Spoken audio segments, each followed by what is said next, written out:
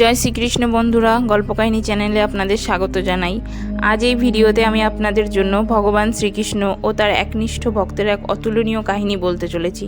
আশা করছি আপনি যদি কাহিনীটি পুরো শোনেন তো আপনার হৃদয়ে ভগবানের প্রতি ভালোবাসা অবশ্যই জন্মাবে। তো চলুন কাহিনী শুরু করা যাক। এক সময় এক সন্ন্যাসী জঙ্গলে কুটির বানিয়ে থাকতেন শ্রীকৃষ্ণের দর্শন হেতু। তিনি ভগবানের ভজন করতেন, কীর্তন করতেন। তিনি এই আশায় ছিলেন যে ভগবান শ্রীকৃষ্ণ একদিন তাকে অবশ্যই দর্শন দেবেন। একদিন জঙ্গলে এক শিকারী এলো শিকার করতে। সে জঙ্গলের মধ্যে কুটির দেখে অবাক হয়ে গেল। সে কুটিরের মধ্যে প্রবেশ করে সন্ন্যাসীকে দেখতে পেয়ে প্রণাম করলো আর জিজ্ঞাসা করলো যে আপনি কে? এই গভীর জঙ্গলে তো কেউ আসে না, আপনি এখানে কি করছেন?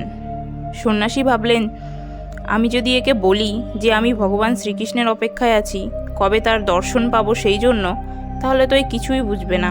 না জানি কি বুঝবে, কারণ এ তো সাদাসিধে এক শিকারী, আর এ হয়তো জানবেও না যে ভগবানের দর্শন কিভাবে হবে।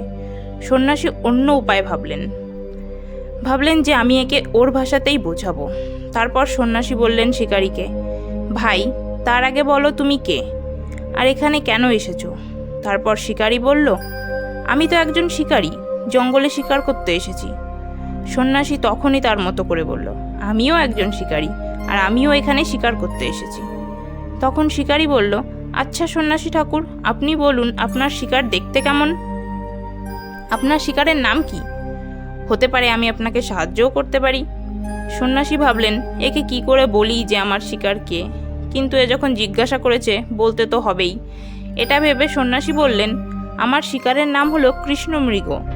সে দেখতে খুবই সুন্দর, শ্যামলা গায়ের রং, মাথায় ময়ূরের পালক, আকৃষ্টকর চোখ, চুলগুলো কোঁকড়ানো, আর হাতে তার বাঁশি থাকে। সন্ন্যাসী ভগবান শ্রীকৃষ্ণের রূপমাধুর্যের কথা বলতে বলতে ভগবানের কথা ভেবে কেঁদে ফেললেন। তখন শিকারী বললেন, বাবা কেঁদো না, আমি আপনার শিকার ধরে আনবো, আর আপনার সামনে প্রতিজ্ঞা করছি যতক্ষণ আমি আপনার শিকার ধরে না আনবো ততক্ষণ জল গ্রহণ করব না, আর আপনার কাছেও আসবো না। এসব বলে শিকারী ঘন জঙ্গলে প্রবেশ করল, আর একটা জাল পেতে একটা গাছের উপর উঠে বসে রইল, আর অপেক্ষা করতে লাগলো এই ভেবে যে কখন কৃষ্ণমৃগ এখানে আসবে আর আমি তার শিকার করব। একদিন কাটলো, দুদিন গেল, 3 দিন হয়ে গেল কৃষ্ণমৃগের অপেক্ষায়। শিকারী জাল পেতে সেই গাছের উপরেই বসে আছে, নিচে নামেনি। খিদেও পাচ্ছে, তেষ্টাও পাচ্ছে, ঘুমও পাচ্ছে, কিন্তু শিকারী তবুও তার সিদ্ধান্তে অনড়। কৃষ্ণমৃগকে সে শিকার করেই ছাড়বে। 3 দিন ধরে না খেয়ে কৃষ্ণমৃগের অপেক্ষায় থাকতে দেখে ভগবান শ্রীকৃষ্ণের তার উপর দয়া হলো।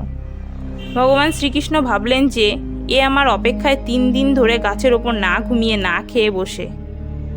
তার পূর্ণ বিশ্বাস আর অনড় সিদ্ধান্তে ভগবানের করুণা হলো। ভগবান শ্রীকৃষ্ণ ধীরে ধীরে বাঁশি বাজাতে বাজাতে এলেন, আর তার পাতা সেই জালে ইচ্ছে করেই ধরা দিলেন।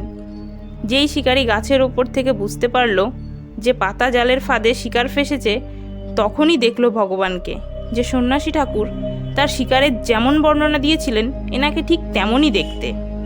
তখন শিকারী জোরে জোরে চিৎকার করতে লাগলো, পেয়েছি, আমি শিকার পেয়েছি। শিকারী তাকে জালে ভালো করে বেঁধে কাঁধে তুলে নিল। তারপর বলতে লাগলো, 3 দিন ধরে তোমার অপেক্ষায় না খেয়ে বসে আছি, এখন আর যেতে দেব না। এমন করে বেঁধেছি পালাতেও পারবে না। তারপর এসব বলতে বলতে সন্ন্যাসীর কুটিরের সামনে পৌঁছালো। কুটিরের সামনে পৌঁছে সন্ন্যাসীকে ডাকতে লাগলো, বাবা, ও বাবা, আপনার শিকার ধরে এনেছি। সন্ন্যাসী তাড়াতাড়ি দরজা খুললেন, আর যখনই ওই শিকারীর কাঁধে ভগবান শ্রীকৃষ্ণকে বাধা দেখলেন, তিনি দেখতেই থাকলেন যে ভগবান শ্রীকৃষ্ণ তার জালের মধ্য থেকেই হাসছেন। শিকারী বলল, আপনার শিকারকে ধরে এনেছি, খুব কষ্টের পর মিলল। আজ সন্ন্যাসী পুরো অবাক। সেই শিকারীর সামনে বসে পড়লেন আর কান্না করতে লাগলেন। সন্ন্যাসী বলতে লাগলেন, আমি আপনার দর্শন পাওয়ার কত চেষ্টা করেছি প্রভু, আর আজ এই শিকারীর জন্য আমি আপনাকে পেলাম প্রভু।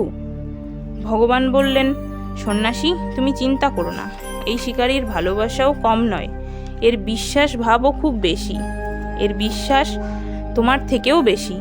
যখন 3 দিন হয়ে গেল না খেয়ে আমার অপেক্ষায় এই ভেবে বসেছিল যে কৃষ্ণমৃগ আসবে আর আমি ওকে ধরে সন্ন্যাসীকে দিয়ে দেব।